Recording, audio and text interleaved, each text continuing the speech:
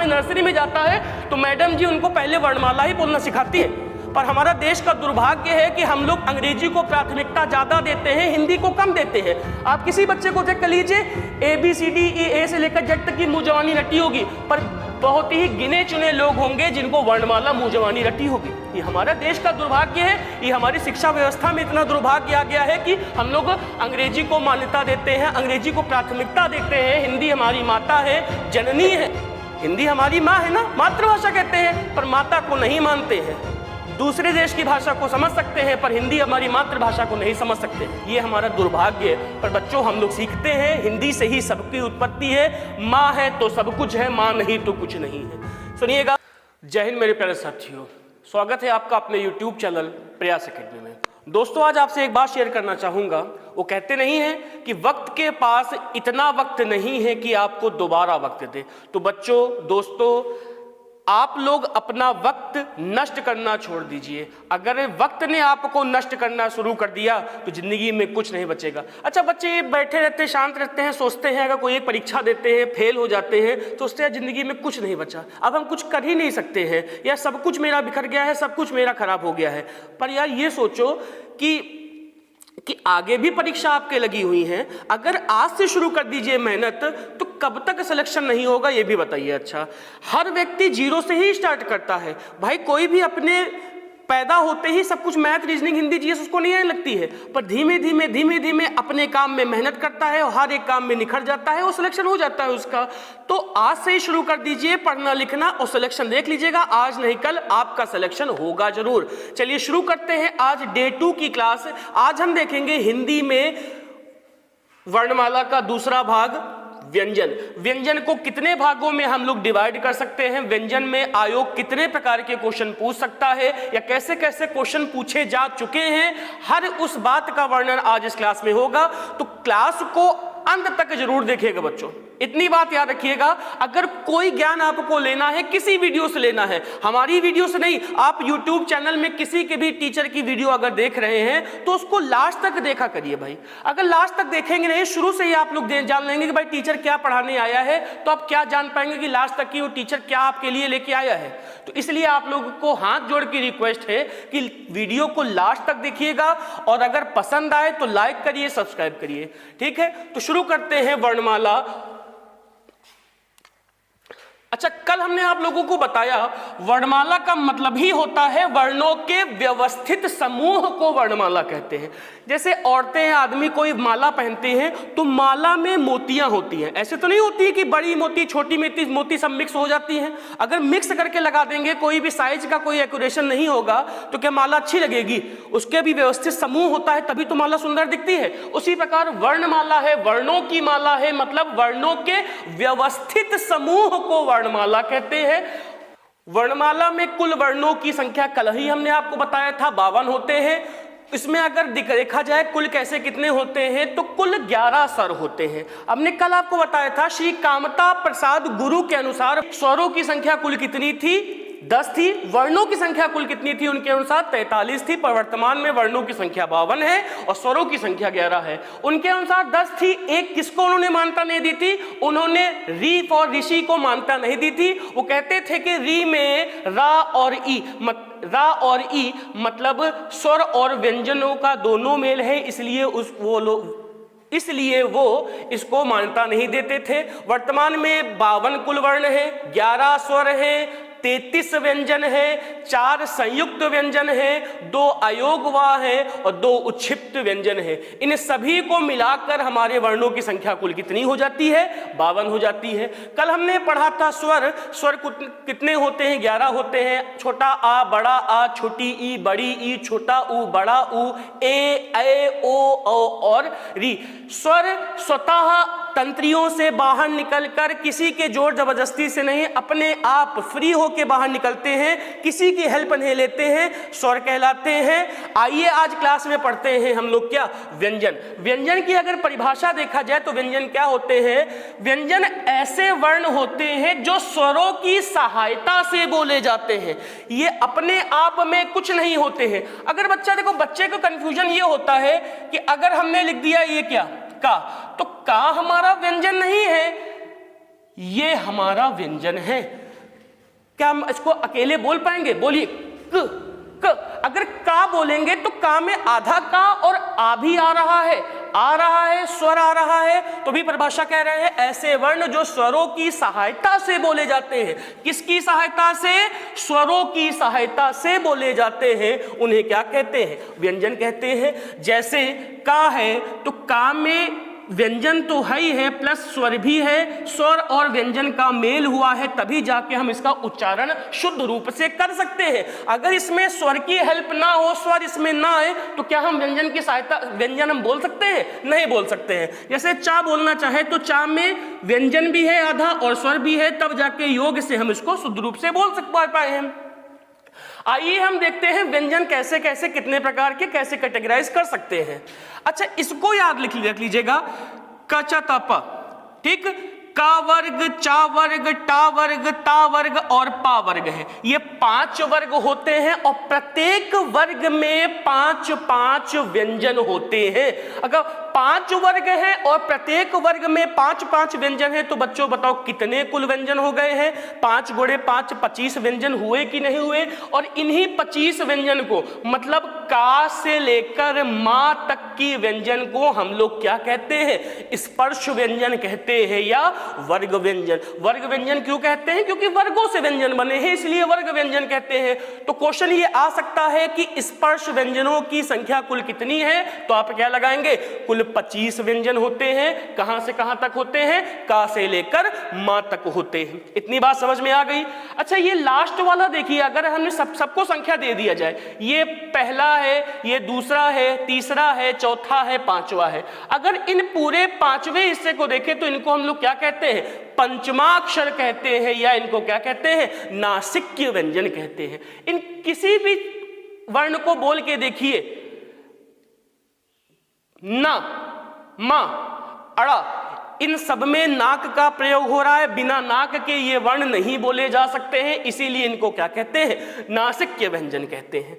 अगर का वर्ग में देखा जाए तो बच्चों का वर्ग की उत्पत्ति कहां से होती है? कंठ से होती है। आप बोल के देखिए, का, खा, कहां वाइब्रेशन हो रहा है? कहां पर बल पड़ रहा है? कंठ में बल पड़ रहा है, इसलिए का, खा, गा, घाड़ा कौन से हैं? कंठ व्यंजन है। या इस किस वर्ग में आते हैं? का वर्ग में आते हैं। अगला है चा वर्ग। ये कहां से बोले जाते हैं? मुख में तालु से बोले जाते हैं, तालव्य से। आप बोल के देखिए, चा, छा, जा, झा, या।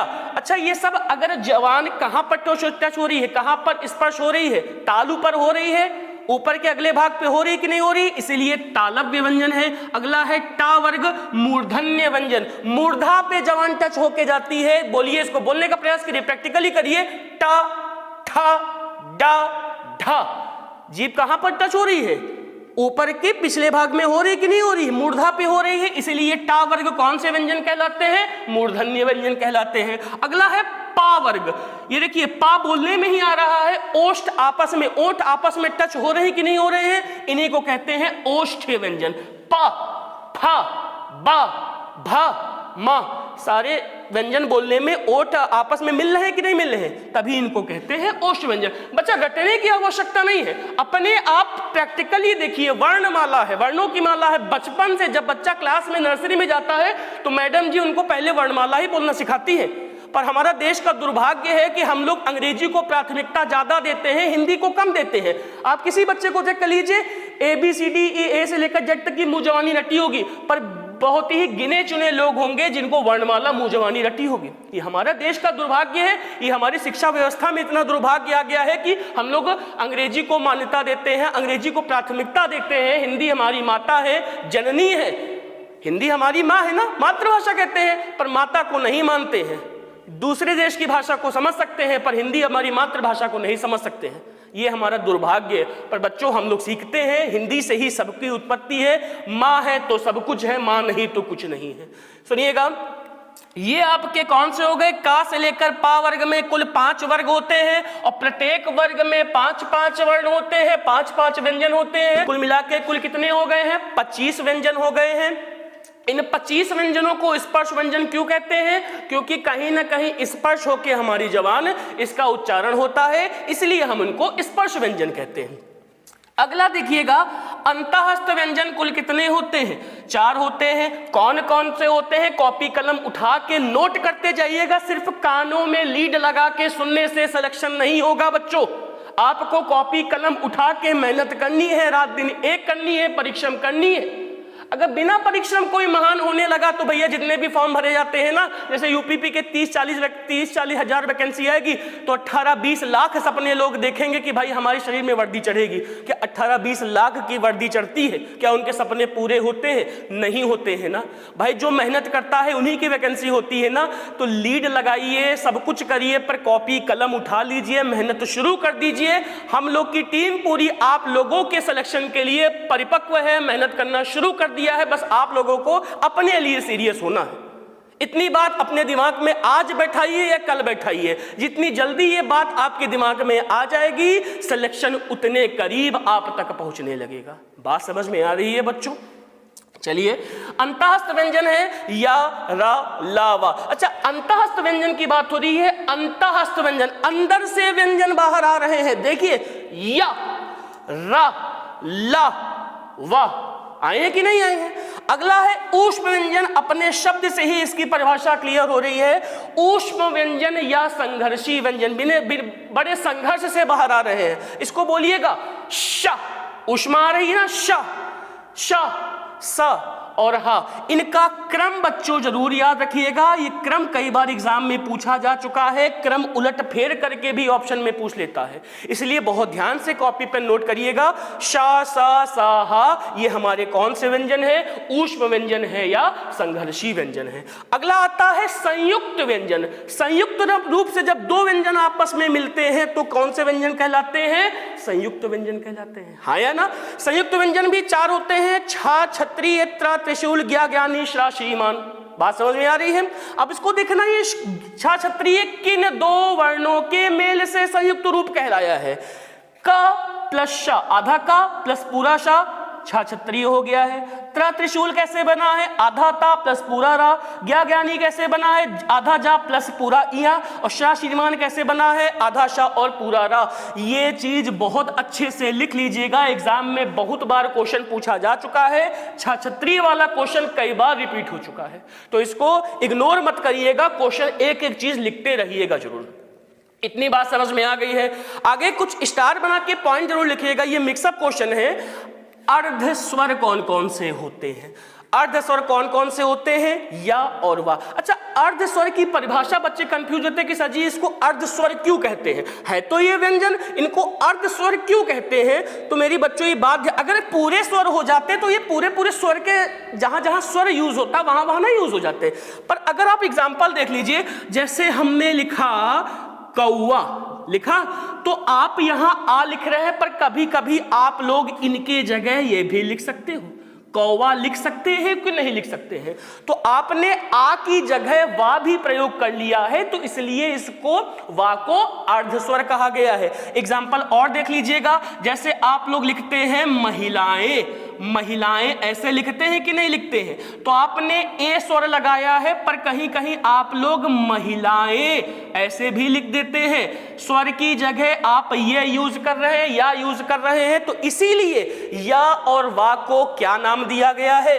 अर्ध स्वर नाम दिया गया है। अच्छे से बात समझ में आई है? सिर्फ किताबों से रटने से आपका सिलेक्शन नहीं होगा, हर पहलू को समझना पड़ेगा बच्चा। अगला लिखा है पार्श्व व्यंजन। पार्श्व मतलब होता है पिछला, मतलब पीठ का हिस्सा होता है। ला, आप ला बोलिए जरा, अपने आप प्रैक्टिकली करिए। आप लोग जहां भी बैठे हैं अपने आप प्रैक्टिकली करिए, वर्णमाला बिना प्रैक्टिकली बिना बोले नहीं आएगी। ला बोलिए। अच्छा, जीभ कहां टच हो रही है? ला, पिछले हिस्से में हो रही है, तो इसीलिए ला को क्या कहते हैं? पार्श्व व्यंजन कहते हैं या पार्श्विक व्यंजन कहते हैं। क्वेश्चन ये भी आता है, पार्श्व व्यंजन कौन सा है या पार्श्विक व्यंजन कौन सा है। अगला है लुंठित व्यंजन। लुंठित मतलब जब जीभ लुंठित हो जाती है, वाइब्रेट होती है, या इसको कहते हैं कंपित व्यंजन भी कहते हैं। आप बोलिए रा, रा, वाइब्रेशन हो रहा है जीभ में, कंपित हो रही कि नहीं हो रही है, तभी इसको रा को क्या कहते हैं? लुंठित व्यंजन कहते हैं।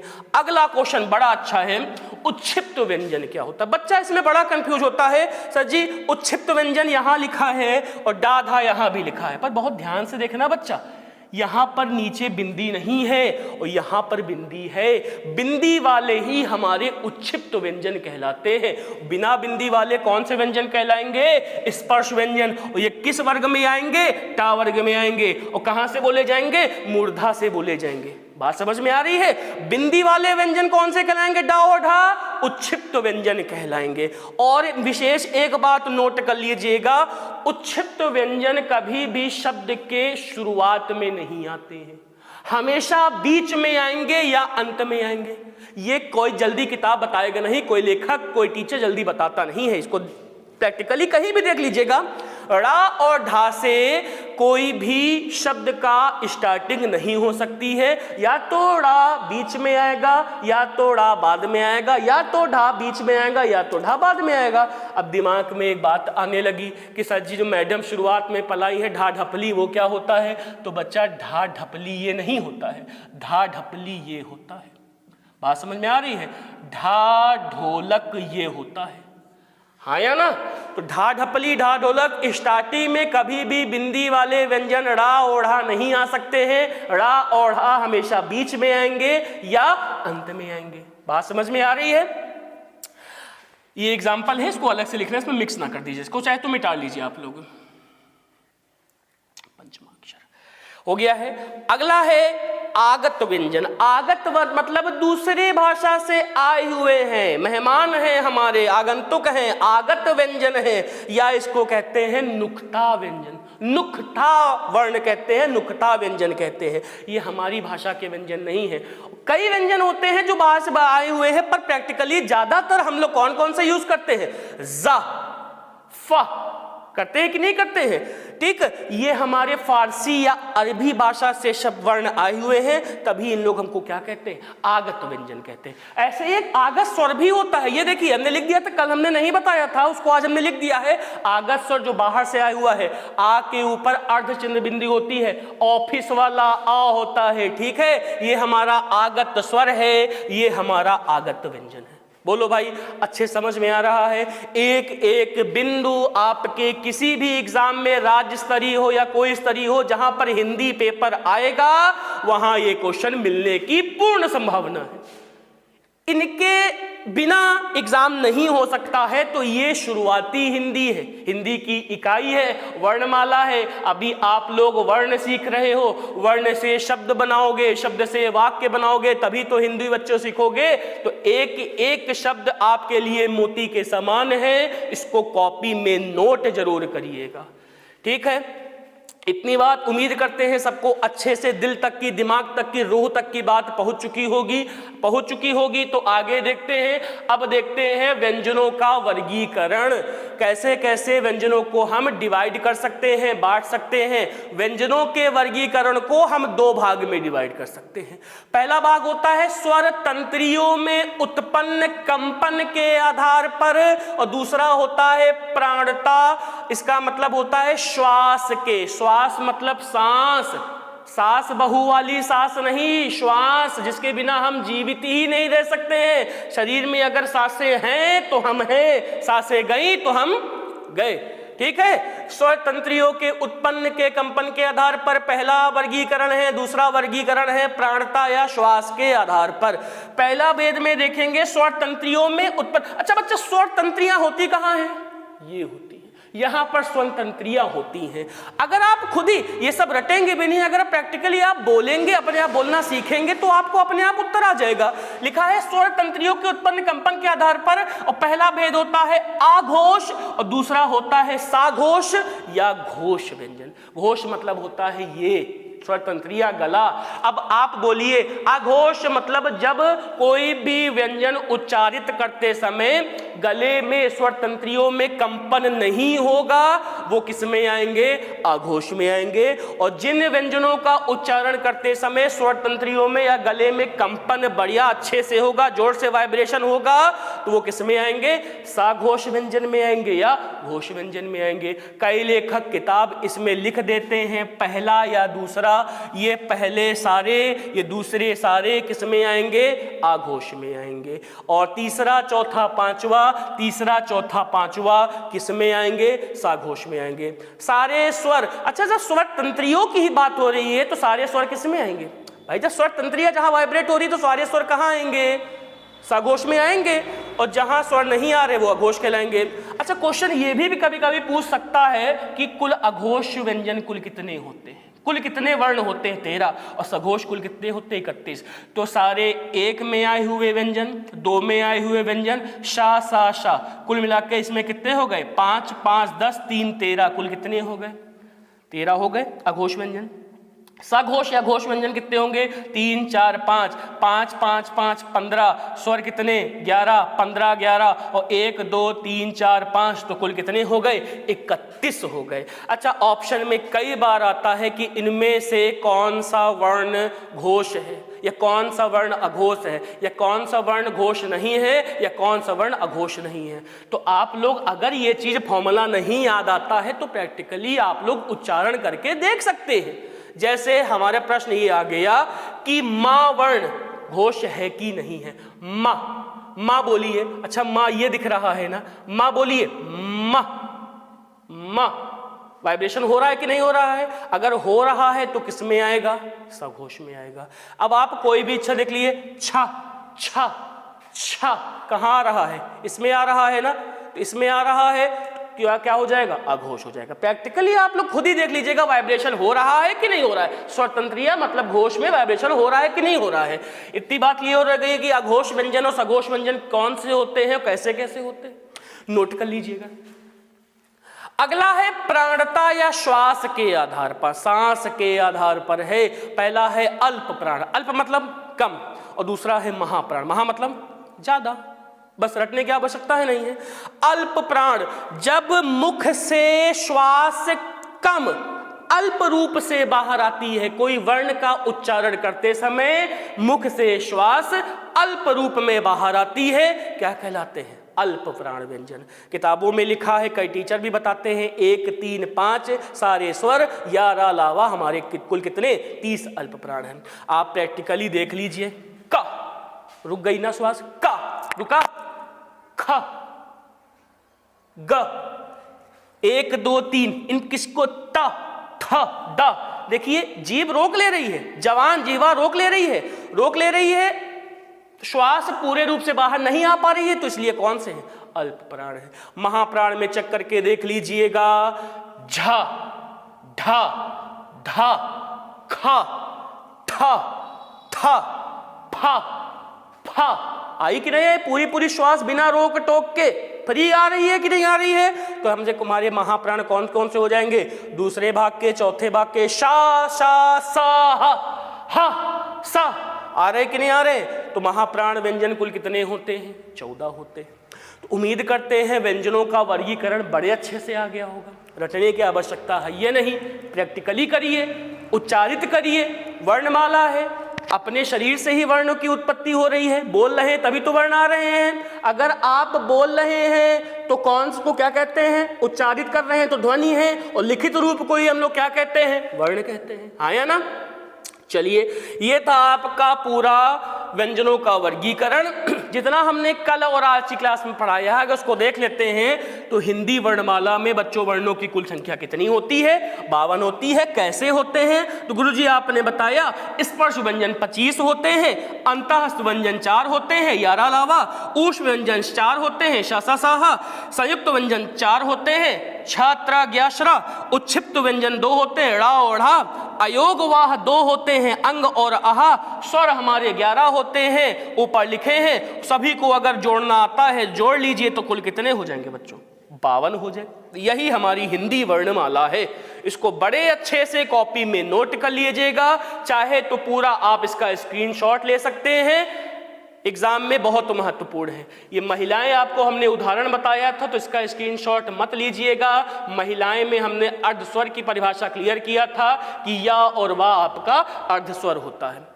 पूरा डाटा आपका इस बोर्ड में है, इससे बाहर गारंटी है कि प्रश्न अगर वर्णमाला में बनता है तो हमारी 2 क्लास से बाहर नहीं बनेगा, नहीं बनेगा, नहीं बनेगा। ये लिखित रूप में आप ले लीजिए कि कहता हूं इसी से बनेगा। ना हम जा रहे हैं ना आप जा रहे हैं। आप इसको एक एक पॉइंट नोट कर लीजिए, अगर अभी नोट करना चाहे तो नोट कर लीजिए या इसका पूरा स्क्रीनशॉट ले लीजिएगा।